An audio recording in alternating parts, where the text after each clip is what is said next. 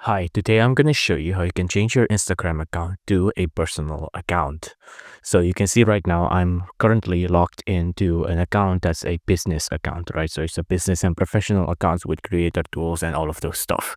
If I want to change it back to a personal account, I just want to click on the three bar up here. And then I want to scroll down a little bit and I want to click on this one, creator tools and controls. Just click on that. Now from here, scroll down again and then click on this switch account type. Click on it. And then here you can see two options. Right now it says switch to business account and switch to personal account. I'm already on business account, so I'm just going to click on switch to personal account. Just click on it. And then you'll see this warning here. Just click on switch to personal account.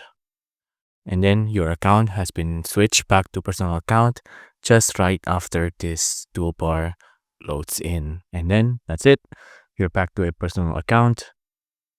If you like this video, please consider liking and subscribing.